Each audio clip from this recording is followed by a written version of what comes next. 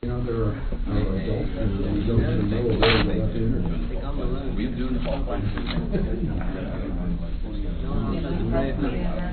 Okay, good morning. Welcome to this session, which is called Overcoming Fetishes, Solutions That Work. My name is Bernadette, and I'm a sexaholic. Hi, Bernadette. I will be your leader for the session. In the spirit of the fifth tradition, to carry this message, this session will be recorded. The recorder will not be turned off during this session. If you don't wish to be recorded, you may participate by listening. We ask that those who choose to share step up to the mic, sit over there, remove it, so that those who listen to the recording can follow this discussion. And we ask that you don't touch the mic when you come up. After a moment of silence, will you please join me in the Serenity Prayer?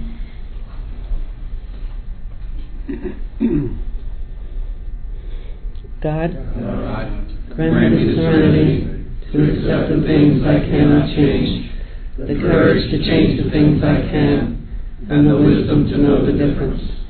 Thy will, not mine, be done. The essay purpose. Sexaholics Anonymous is a fellowship of men and women who share their experience, strength, and hope with each other, that they may solve their common problem and help others to recover. The only requirement for membership is a desire to stop lusting and to become sexually sober. There are no dues or fees for SA membership. We're self-supporting through our own contributions. SA is not allied with any sect, denomination, politics, organization, or institution, does not wish to engage in any controversy, neither endorses nor opposes any causes. Our primary purpose is to stay sexually sober and help others to achieve sexual sobriety. I want to start by saying that I can safely say that in my entire life until last night I've never fallen out of bed. But I'm so worked up about this, and finally I sat there with all my covers all over me and I said, okay, God, I get it, stop ruminating. It's taken me 3 years to agree to get this taped. A lot of people have asked, and I just feel like it's just a higher level of putting myself out there. I have issues from my past about certain kinds of exposure. But I've spoken to my spiritual director, therapist, a friend in the fellowship, a really good friend, a priest friend that's known me for years, and my sponsor. They've all read this because I made them, and they gave me input, and I've spent hours on it, and so please indulge me. I'm going to be rather formal and read it. It takes about 20 minutes. Okay, thank you. My name is Bernadette, and I am a sexaholic. I've been sober since June 2nd, 2003. Well, I have an enormous amount of gratitude to this fellowship for helping me extensively along the journey toward healing. I will admit that this is somewhat scary to me because a lot will be revealed. But after months of prayer and guidance from my higher power, whom I choose to call God, as well as from people both in and out of our fellowship who have advised me with love, I have discerned that this is what I need to do so that I might give back. I ask God to enable me to feel His presence in a special way as I present my story, especially what He has helped me to see at this point in my recovery as the way to move away from my addiction and ever closer to Him. I want to start with where I am now. I feel as if my life has been transformed in a way that is hard to describe, certainly in the time I have here with all of you. My eyes have been opened such that I look at each of you, specifically your bodies, which are in truth all that my senses can experience of you, and see what is awesome and glorious. I can look at my own body, cellulite, wrinkles, age marks, and all, and I can now say to myself, thanks be to God for creating me. I have come to understand over the past year or so what it means to be human, specifically a female member of the greatest species of all creation. I am now on a path to really understand what it is to be a woman and to respect and live the attributes of femininity as God calls for me to live them. Also, I am learning to honor each and every man as the glorious masculine being that he is, and to praise God for each man's sexuality as a complement to my female sexual identity.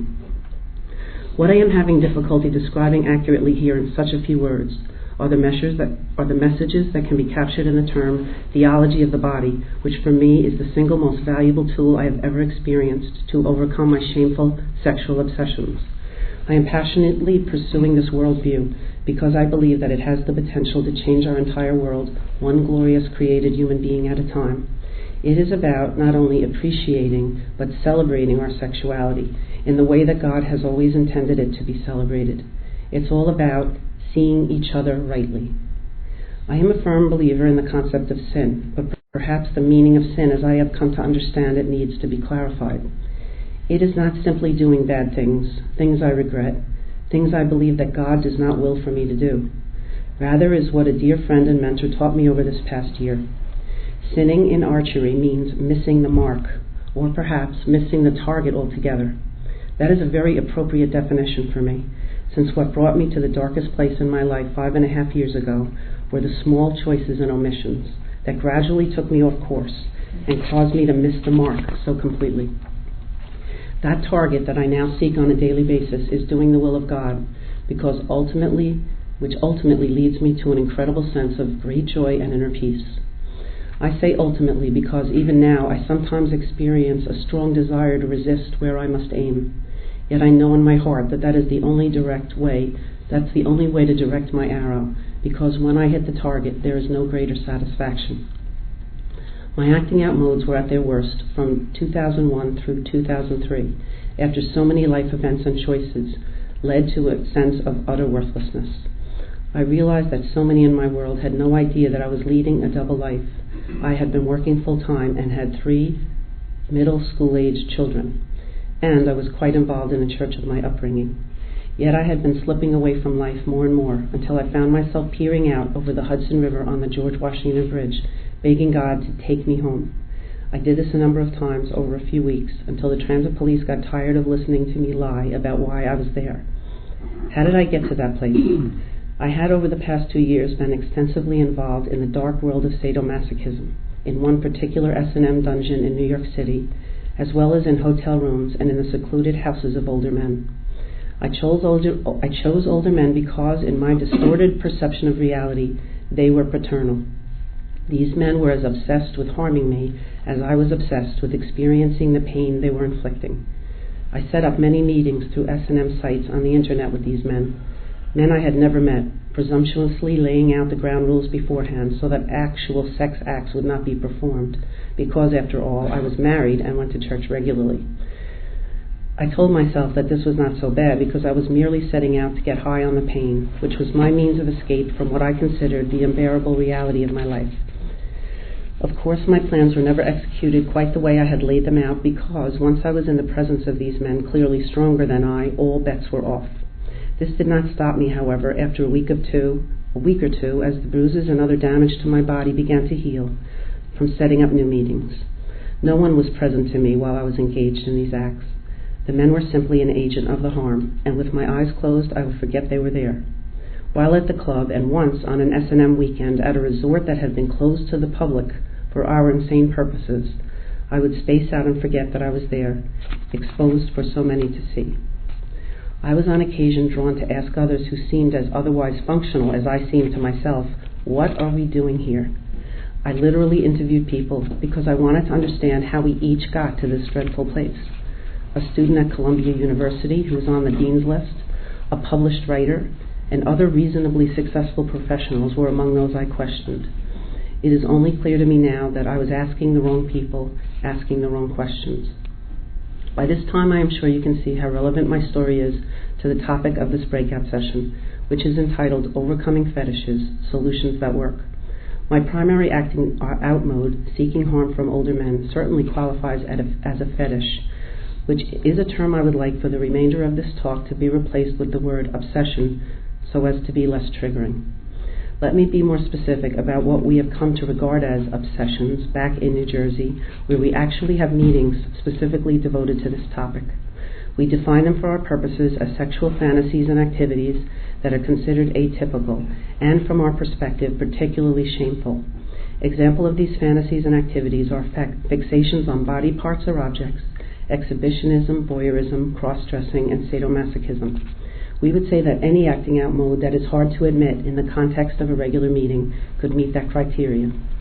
While we were discussing the development of this new meeting, it was estimated that a clear majority of regularly attending members, 3/4 or more, have at least one mode of acting out that they are too ashamed to admit. In time, we are hoping that this special meeting does not need to exist, because we will all be willing and able to help our sexaholics, regardless of whether they have involved themselves in stereotypical modes of acting out or not. Again, it's all about seeing each other rightly. Getting back to my quest for understanding the basis of my acting out, my therapist has been a great help in this regard. God sent me to him through a lifelong friend who told me after learning about my trips to the bridge in 2003 that this man could probably put me on the path to recovery. This therapist told me that he would accept me as a patient only on the condition that I went to the meetings of an organization called Sexaholics Anonymous. At that point, I had never been to any 12-step meeting of any kind. I discovered immediately that there were virtually no women in attendance. But God helped me to see right from the start that this would not be an obstacle for me, because as soon as I told my story, a few of the men in each of the various meetings made me feel at home, as if I were their sister. This sense of belonging is something that has caused me to become sober from the day I started that June in 2003. I have been blessed with sobriety ever since. This did not mean, however, that I was free from all obsession. I still wanted my husband to hurt me. We had been married for 17 years, and at that point and throughout our marriage, I had convinced him to hurt me whenever we were intimate. I also continued to cut myself, just as I had been doing in my high school years. This could in some ways be considered a form of masturbation for me, since I was getting high from the experience, and it was done while I was alone. It helped me forget the emotional pain of the moment. Because none of these actions indicated a technical loss of sexual sobriety, my sponsor, who has been incredible from the beginning, advised me not to set back my sobriety date when I cut, knowing that doing so might cause me to lose all hope and to subsequently return to the clubs and to acting out with other men. In any case, I knew I had a very long way to go. At my lowest point in 2003, I lost my job. I don't think I was found out, but even so, my performance was sketchy, since I often showed up for work feeling, in a certain sense, hungover from the experience of the night before. On those days, I had left my 3 children at home while I went out. They were 15, 14, and 12 years old at the time. I now know that I was feeling very much alone when God was right there all along, and all I needed to do was to surrender my feelings of loneliness and inadequacy to him. Knowing that could have saved all the pain that I caused my children, with whom I had stopped interacting. Before the worst of this, I had been extremely involved in their school activities and social lives. But when I started setting up these meetings, my involvement with them stopped almost completely. I am still so sorry for causing them the loss of their mother throughout those years at a very crucial time in their development. I am also sorry for making my husband worry as much as he did. He lived with the knowledge that his wife was seeking damage from men who were also on occasion extracting sexual favors just because they could. My husband is truly an incredible gift from God. He has loved me and stood by me through so very much. When I started going to SA meetings and to see my therapist on a regular basis, my healing began. One blessing after another was heaped upon me. I was told about a job by another sexaholic, a job which turned out to be the most spiritually enriching work experience of my life. I am still there and thank God every day that I am able to stay, even though it pays so much less than the other jobs that I have since been offered. We are in considerable debt. My husband and I realize that this is where I need to be. It has been a place of enormous growth. One of the best parts of this situation is that those in management know all about my past and accept me anyway. This is such an incredible relief. I will be giving them the CD when I return because I want them to know how grateful I am that they took a chance on me 5 years ago. The most recent gift from God is an awareness of the concepts of the theology of the body, which I mentioned at the beginning of this talk. I want to do what I can with every free moment I have from this point on to help others, especially fellow sexaholics, to understand how freeing it is to live in awareness of these truths. Again, in a nutshell, it's all about seeing rightly, which means experiencing a sense of great wonder and joy when viewing or thinking about one's own body and the bodies of others, both male and female. I've come to understand a great deal about obsessions in general, including where they may have arisen, with the help of my therapist. Let me start with what I know to be the origin of mine. When I was very young and continuing into my teen years and into my young adulthood, I was raised by someone who was very violent. I am now convinced that she was mentally ill and that her own horrific past caused her to be this way. Her rages were unpredictable and terrifying. When she beat us, she would become very angry if we cried out, and when she was finished, it would exhaust her in a way that she would no longer be a threat to us that night. So in essence, the beatings induced sleep because we could rest peacefully after they were over. Because she was so easily agitated, there was no way for us to express emotions of our own. nor could we have friends over, which considerably affected our ability to become socialized. I came to feel unworthy of even being considered a girl. I felt inhuman. There was no one around who could compensate for the bad feelings I experienced from her. In addition, I was molested by 3 different people in my preteen life, 1 young male relative over a 6-year period, and 2 unrelated adult males. I always felt very bad about these experiences and did not tell anyone about them except twice. In both circumstances, what I told was dismissed as unimportant, and I was treated with disdain. The result was that I felt responsible, even though I did not want any of this to happen. I began to feel disdain for myself. This is why I always associated sex with the need to be punished. Since all sexual experiences had been associated with feelings of shame for letting them happen, from childhood to adulthood, I sought pain every time I engaged in sexual activity, even when it was with my own husband. Only in therapy did I come to these realizations. I did not know any of this at the times of my acting out. I have learned that we all have reasons for our obsessions. There is no longer a need for a deep search up for meaning in my case, but many of us don't have a clear memory of what happened when we first experienced some level of comfort with the object or activity that has now become our obsession. Whether we ever learn the origin or not, the important thing is to believe that it is not our fault. That sense of comfort arose at some point as a coping mechanism. We may have survived the crisis that generated a perceived need for that escape mechanism in our past, but the mechanism remains an integral and destructive part of our life. We now need to surrender that object or activity, which we can do as soon as we look to God and to one another for the comfort that we are trying in vain to get from our obsession. I have come to understand that so many of us here in this room have experienced, and perhaps continue to experience, alienation from our own bodies, from those around us, maybe from the human race as a whole. But look at us. We have bodies that reflect the incredible gift God has given to all of us. We may be ill or aging, or believe ourselves to be in other ways physically imperfect, but that does not mean we have not reaped the benefits of having been born, of having been given a free will, an intellect, a spirit, and a body to go out and experience life on this planet in all of its splendor and majesty. This is where I am in my journey now. I have come to this realization. In closing, I will summarize what I have presented so far and include some additional insights that I have gained up to this point in my journey with regard to solutions for overcoming my obsessions. First, I asked for help. When I began to realize that I needed help, I asked for it. Some of this took great courage. For example, a great mentor of mine is an internationally known speaker, a proponent of the theology of the body, and my spiritual director has had a personal relationship with great people such as Mother Teresa. As complex as their lives are, both of them said yes when I asked them for their ongoing help. You can probably imagine how scary it was for me to do that, but I have learned that the worst that can happen when I ask for help, either in or out of the fellowship, is that the person cannot oblige. I have learned not to take it personally and move on. I have learned that God always provides. Second, I use my imagination for good. All of us sexaholics seem to possess the ability to live inside our own heads. Because we have fertile imaginations, the source of our addiction can be carried out in there. This is almost always a liability, but I have learned to use it to help me rather than to hurt myself. I imagine that the God of my understanding holding me, letting me feel loved, protecting me from harm, looking into my eyes as if I am a child in his arms. As I see the look of joy in his eyes, I am his beloved. I don't need to look for love in all the wrong places. He offers the best love there is. I have begun to look at others as I believe God sees them. We are each wonderfully made by our God. If we try, we can look at one another and see what God sees. That is what he intended when he created us. I find it comes more easily with practice.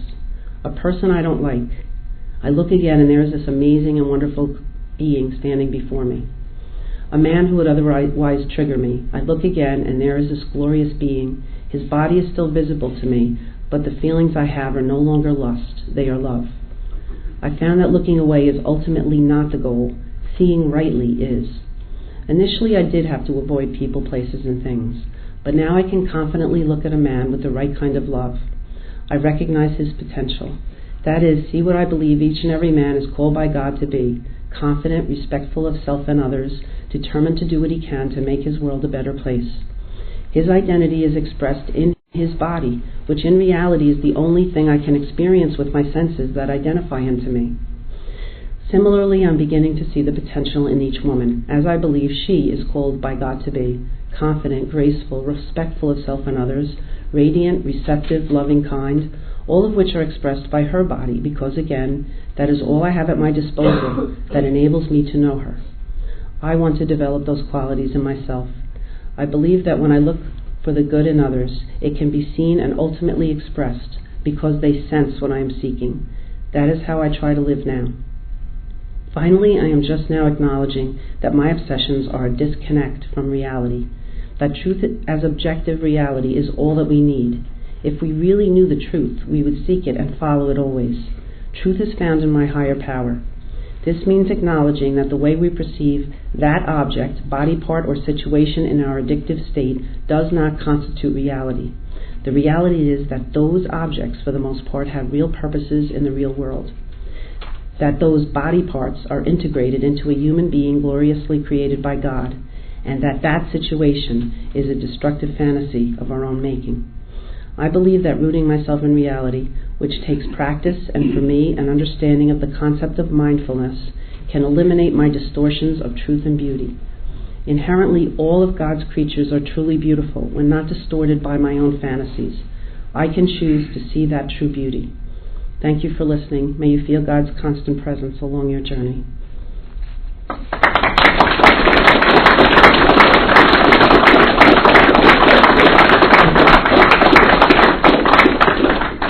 Okay, I'm going to move the mic over there. Please, if you come up, just talk into the mic, and I guess for a group here, maybe 2 or 3 minutes would be a good idea. Thank you.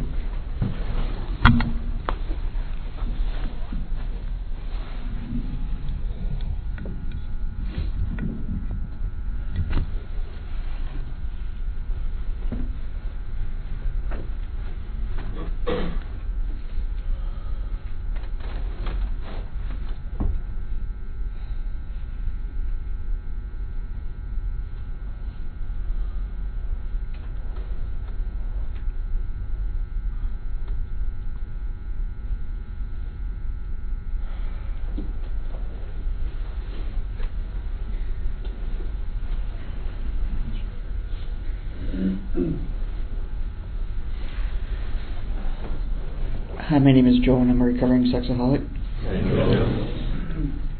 I was at a newcomers meeting last week, my last SA meeting before I came to this convention. And in newcomers meetings, I would make it a point to at least share some of the very slight details of my story, because I'm not exactly sure if I, in a newcomers meeting, want to go out and tell all the details of my obsessions. I'm not sure if that's appropriate. But on the other hand, I think the one thing I always try and share at a newcomers meeting is whatever brings you here, it's been heard before. And that's something I've really had to come to just accept. My first convention was in Washington, I guess 2 years ago.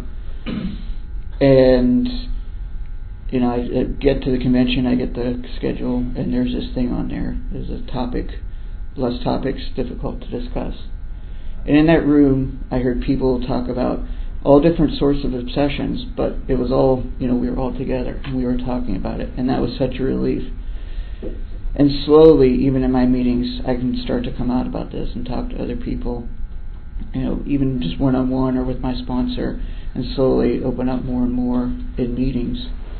And I think, like what Bernadette said, just ask for help, being able to talk to other people. I think that in and of itself was the single greatest benefit I have come to get from this program, is to ask other people for help. And I'd like to thank the help I received from you. God bless you all. Thank you.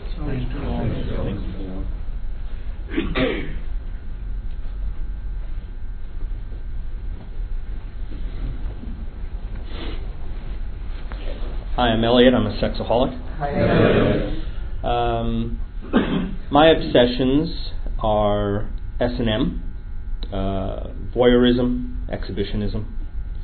And 3 years ago when I entered the program, I could not talk about those things. I couldn't even mention them. Today, when I qualify at a meeting, I specifically state S&M pornography obtained on the computer at work, which pretty much covers all three of those. Voyeurism, exhibitionism. Anyway, when about a year ago, I had a major slip, ended up in a rehab center down south, and it was there that I learned that I have to talk about my specific fetishes. If not, I'm keeping secrets, and my disease will flourish in secrets. It's not always easy to do. I mean, especially when there are newcomers in a meeting and I'm afraid that I'm going to trigger them. Or worse, I'm afraid I'm going to trigger me by talking about it. There's always the question of when to talk about this and when not to. I'm glad that in New Jersey there is a place to go to talk about the specific obsessions, the specific fetishes. It's really a wonderful tool to have a place to go to talk about the obsessions.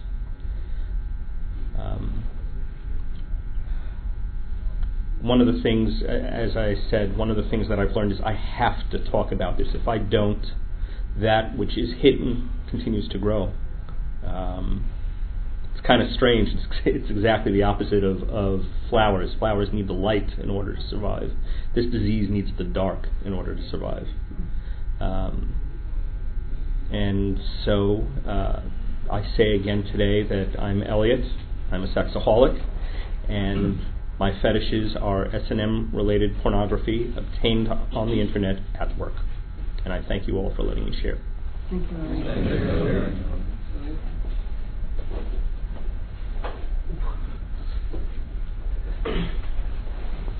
My name is Matt. I'm a sexaholic. Amen.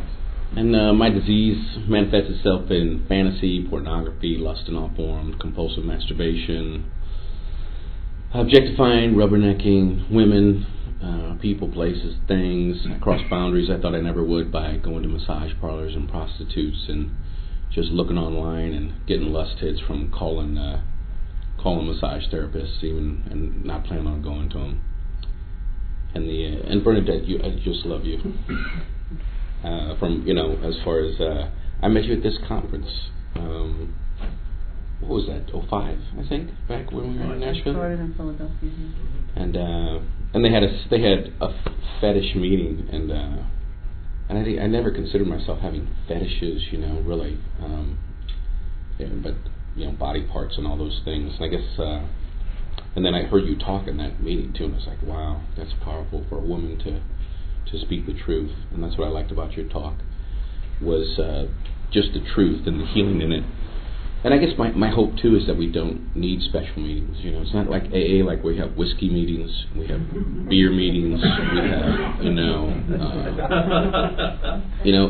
what I've come to realize is it's just all lust. I can feel shame. I can feel shame about. One guy in my meeting just talked, his little thing was pornography and masturbation, and then I got to talk about going to prostitutes, and I can compare that, the comparison of the disease, and it's all lust is what I realize. I think a fetish is a societal term. For me, it's lust. It's just how my lust manifested itself. And my hope is that, certainly in my groups, that anybody can talk about anything of how their lust manifests itself, and that they feel no shame about it. Because for me, I have to talk about, that's what I had to come in here and tell all my dirty stuff, all my dark secrets, if I wanted to get well and stay well.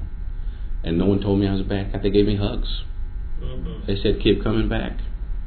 They didn't say you're a bad boy like I grew up with. They didn't say shame on you, like the mother that I heard from all the time. And I think I'm in the same religion as you too, and I love the theology of the body too, and not that, and that's, I guess what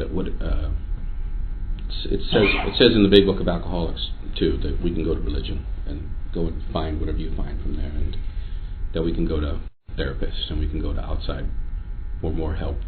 And it takes me all of that too. It takes me individual therapy, group therapy. It takes me all kinds of 12-step and what I feel is healing and God healing me. And so it's, what a gift you are, and what a gift all of us are to each other and to program and to society, in my opinion. We're the ones trying to carry a message of health where a lot of society is carrying the message of disease and lust and sickness. So I don't know. I admire you from afar. It's always nice when I get to see these things, and I appreciate your courage. And I hope to have the same courage as I continue this walk. Thank you. Thank you.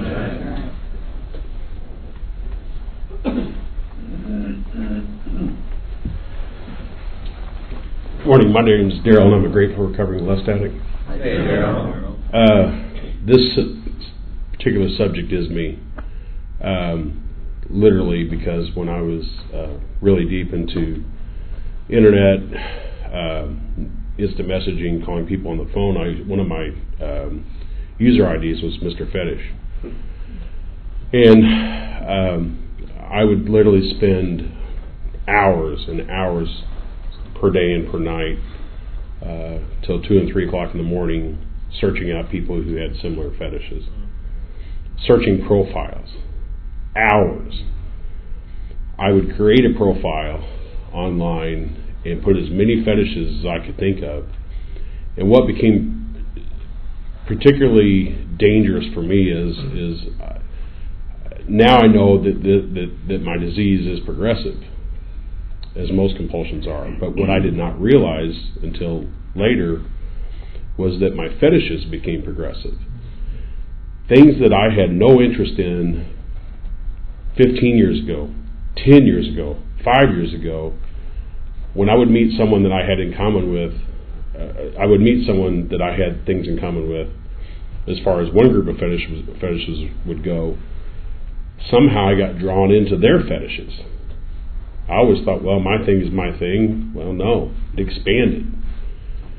And it expanded to areas that were very, very scary, dangerous, and sometimes illegal.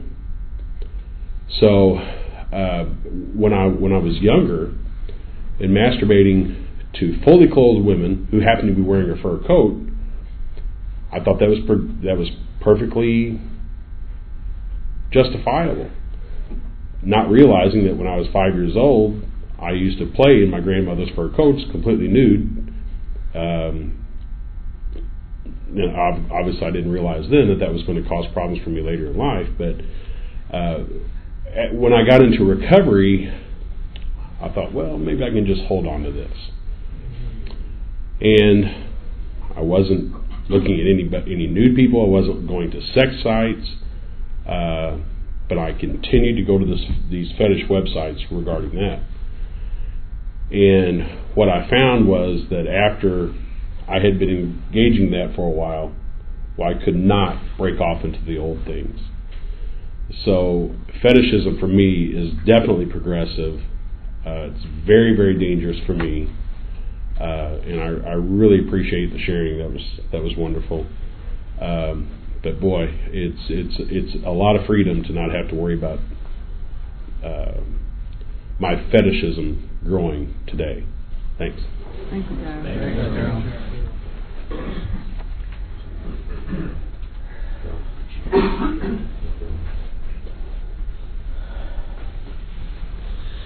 I'm Rob. I'm a grateful recovering sex addict. Hey, Rob. Thank you so much, Bernadette.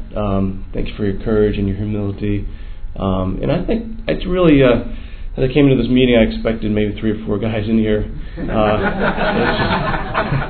It's really encouraging to see everyone in here, just your courage and humility to come in here.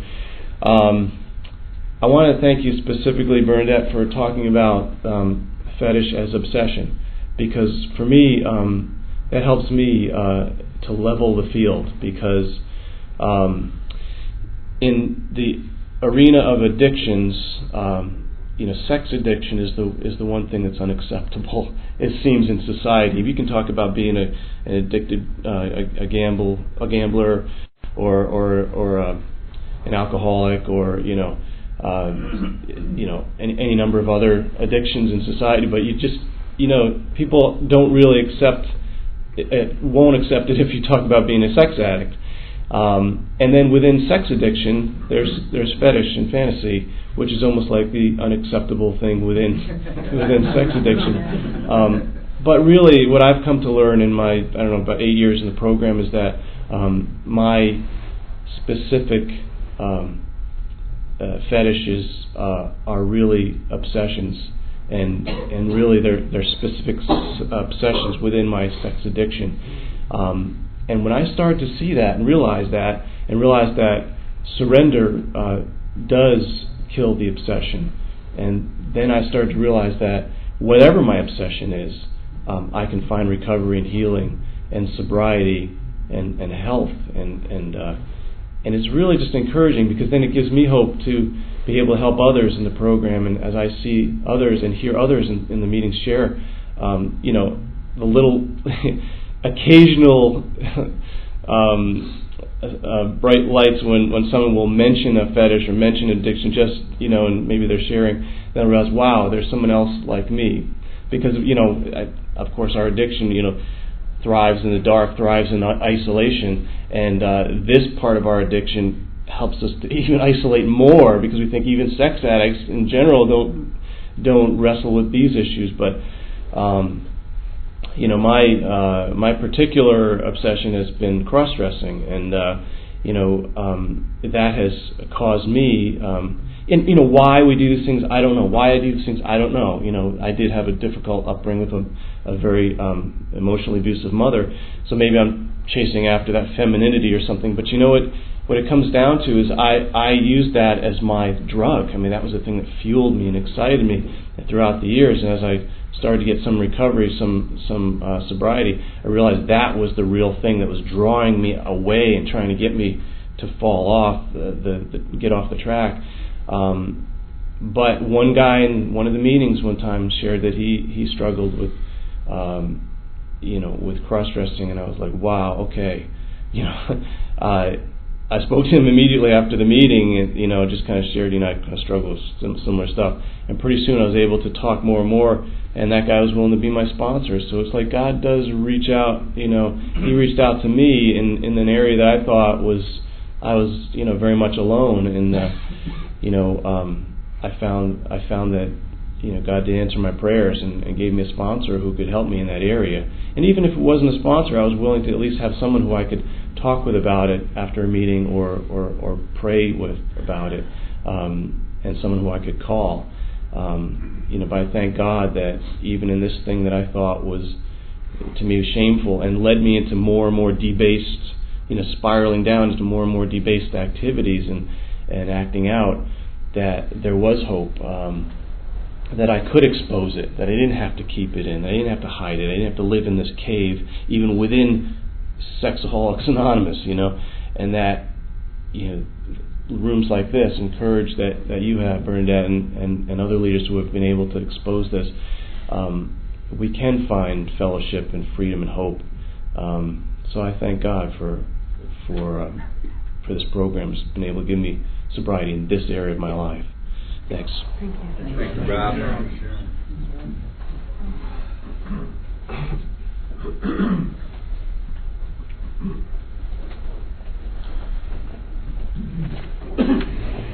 Hi, my name is Nicholas and I'm a sex addict. I got a fetish about food, and I remember that this is really the first sexual impulse that I can identify in my life. I mean, I remember I was about 4 or 5 years old, and I remember I had this. I was really obsessed by watching another boy of my age feet, and so that was really before I ever discovered masturbation. So this is really my first sexual impulse, and well, this is my second convention, and I just said that 6 months ago in the other convention in Akron, Ohio, and that thing is really getting lifted. It's getting out of my head now, and that's wonderful. So I guess the only way for me to get rid of that is just to say it loud and just let God take it through you guys, because I mean this is the biggest misconnection I have, this is crazy. And so well, I still act out thinking about that, but it's getting slowly removed out of my mind. That's really wonderful. Thank you.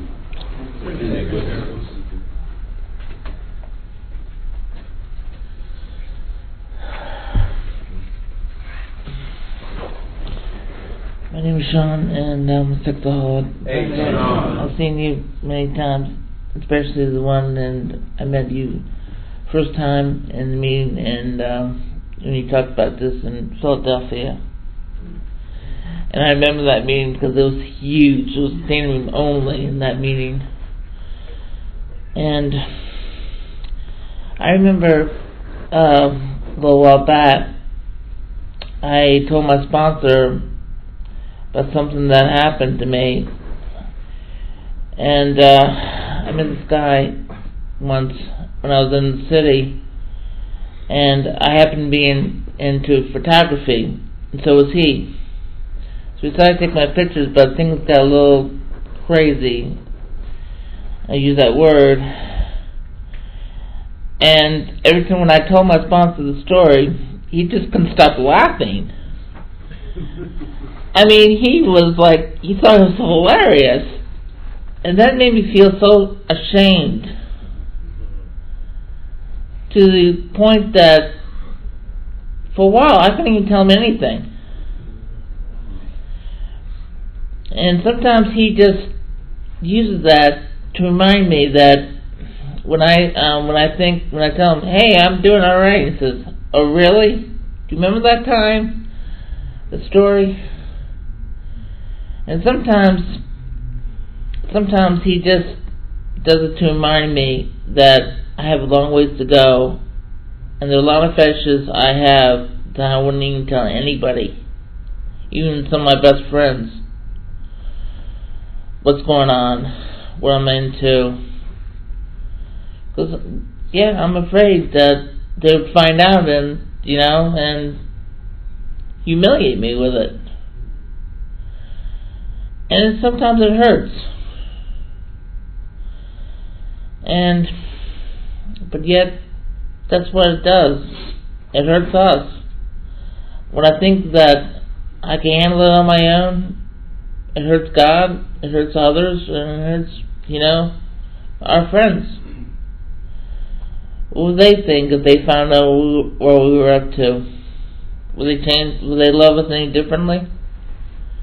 My sponsor doesn't love me any differently. He loves me just the same.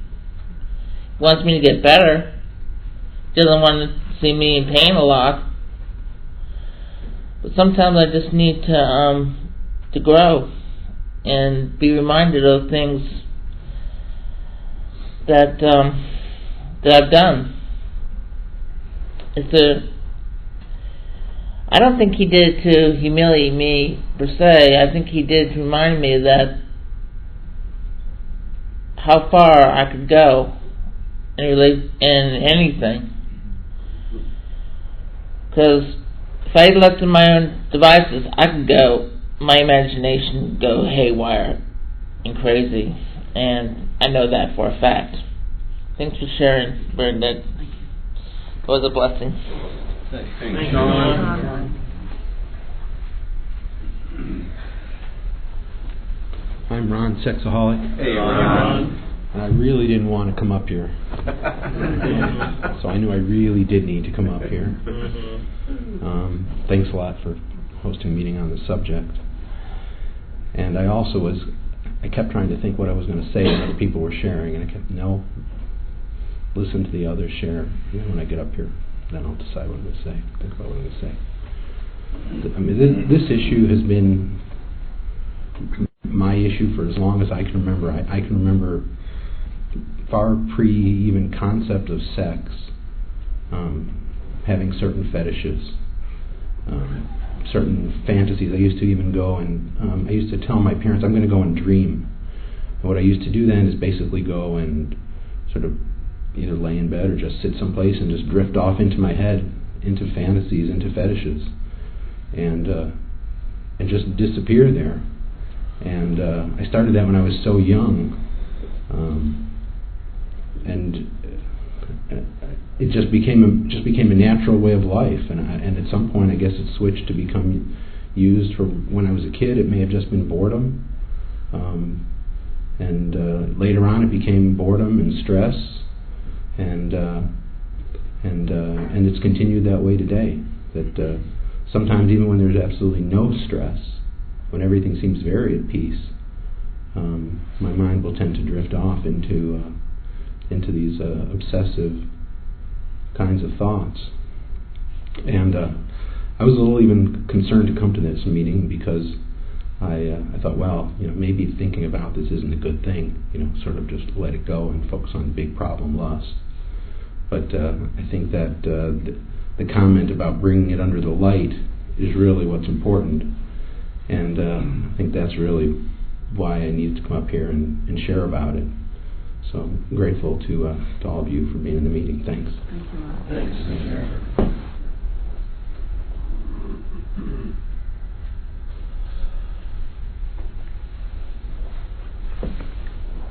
Hey, my name's Branson, and I'm a sexaholic.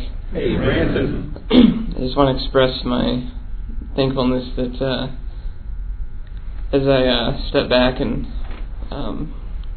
because like some other shares, I really don't want to be up here, and as I step back and let my higher power walk me and my addict up here and bring us both into the light, it's really grateful for that.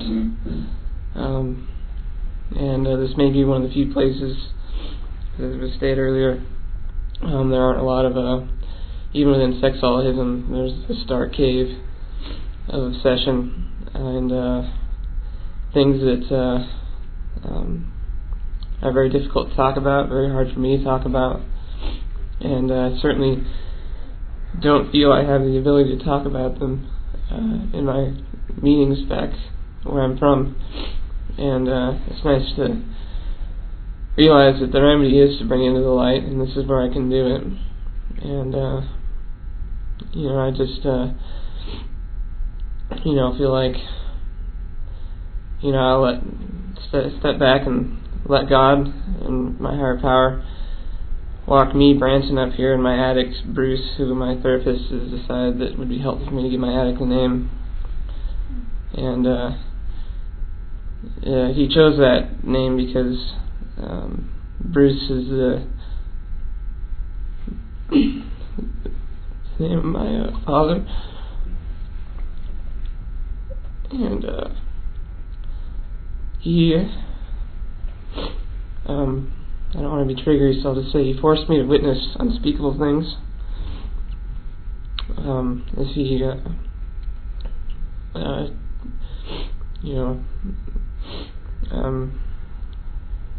brutally tormented and harmed someone else. And I have really no way of knowing what exactly happened because I was just very young. I feel I was probably still a toddler, and it may be merciful that I don't know exactly what went on in the room. But I have all these feelings that I felt, and it's been hard to bring them into the light and just say that these feelings that I felt caused me to also indulge in the S-Anon world with the internet and pornography. And like was stated earlier, it is all lust, but like with alcoholism, there is this thing called moonshine that's illegal, and it's made in the dark, and it's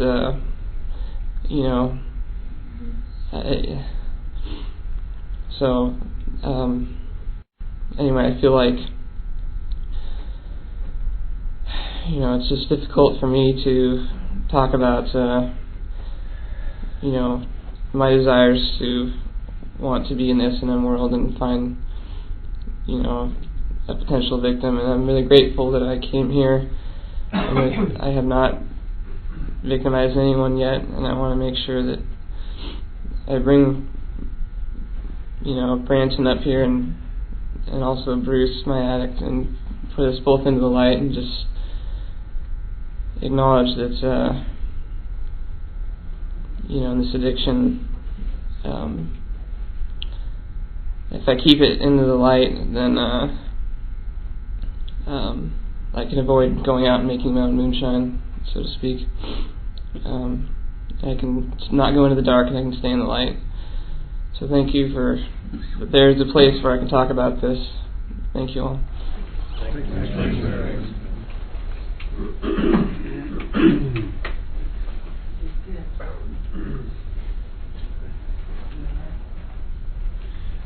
Hi everyone, my name's Eric, and I'm a grateful recovering sexaholic. Hey Eric. I am really glad to be in this meeting. I came to SA 9 years ago.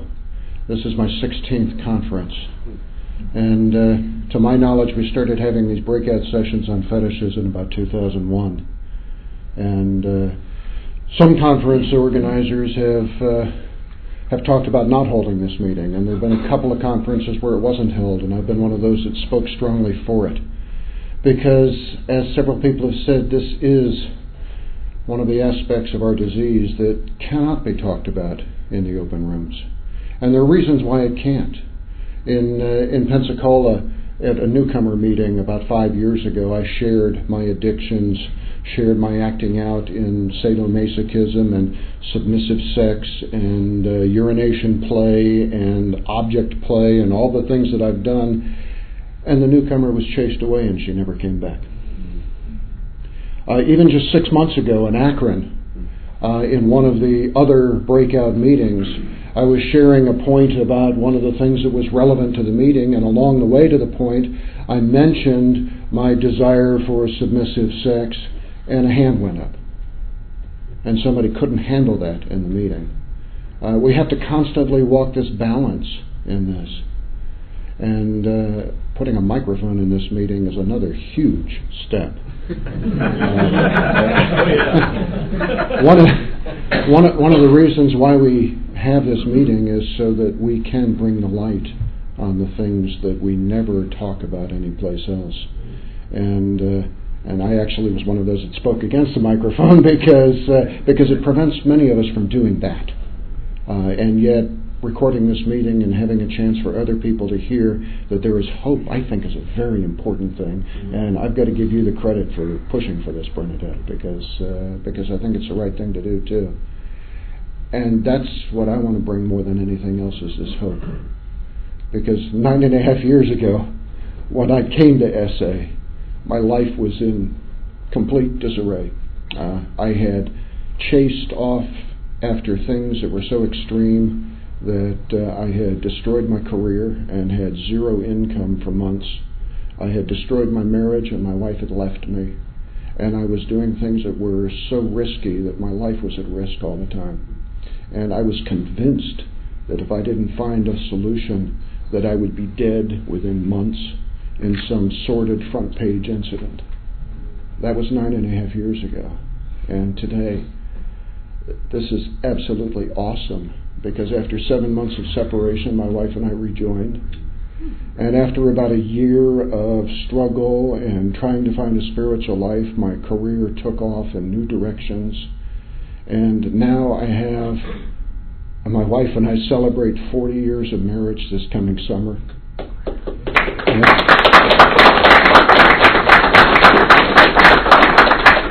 And the best part about that is that the last 8-9 years of marriage have been the marriage we always wanted for the 30 years before.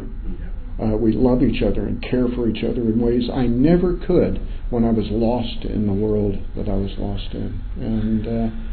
And my career fulfills me in everything I do. I help other people and enjoy what I'm doing. And I come to meetings like this and I get to help people every time I come to meetings. And best of all, I don't put my life at risk anymore. And that's the real hope. If you are struggling, as all of us have struggled, there is that hope. This recovery program does work. Thanks. Thanks, Eric.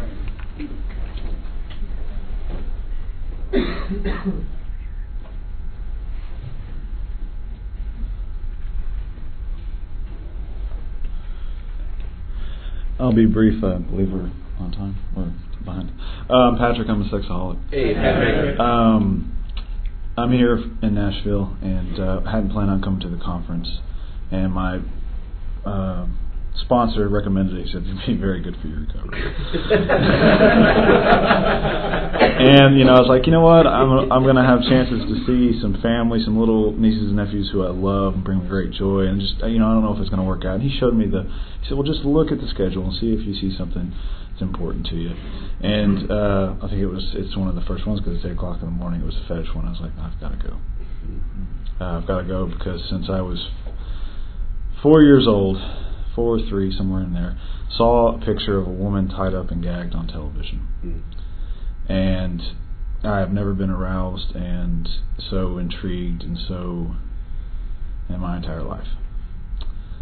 And I could really relate to the share about going off in your fantasy land. I remember just staying up in bed thinking about my teachers, my friends' mothers, my mom's friends, and just tying them up, gagging them, and making them my own. And of course that progresses to abduction, molestation, rape,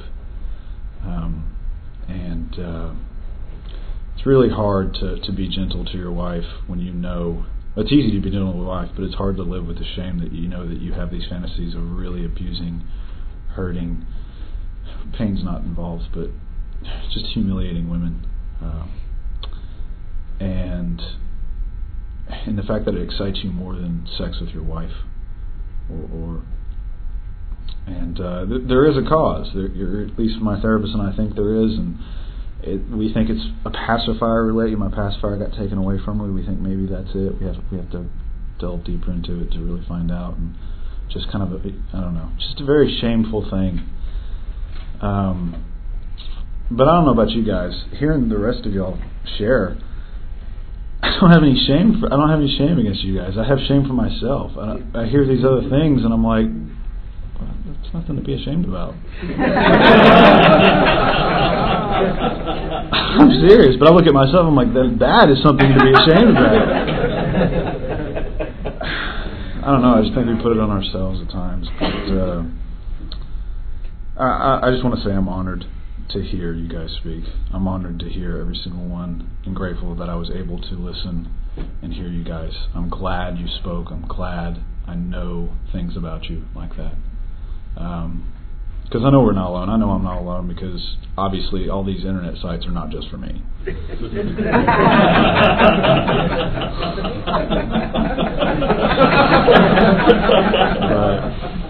Anyway, thanks for letting me share.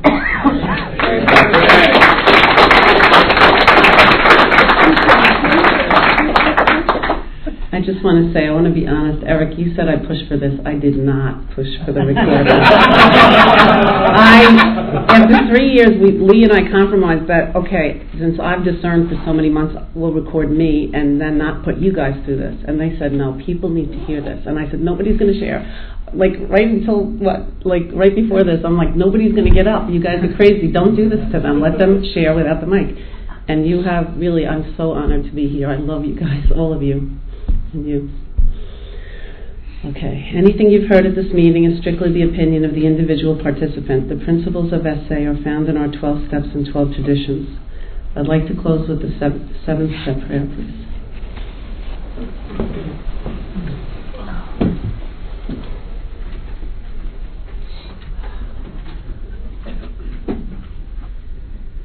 My Creator, I am now willing that you should have all of me, good and bad. I pray that you now remove from me every single defect of character which stands in the way of my usefulness to you and my fellows. Grant me strength as I go out from here to do your bidding. Amen. Keep coming back. It works if you work it, and you work it if you shrug. Thank you, Bernadette. What if you don't? Too late. New Jersey. Great.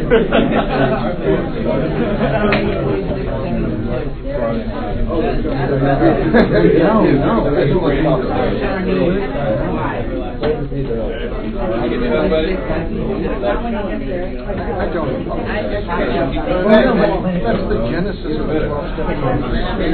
I remember you from the last Okay, Saturday.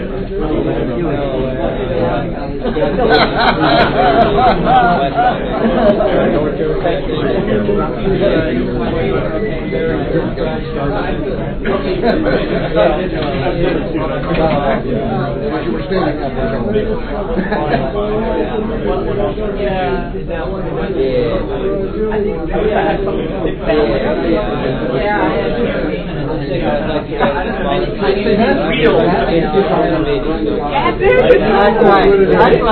going to lay the words on your name.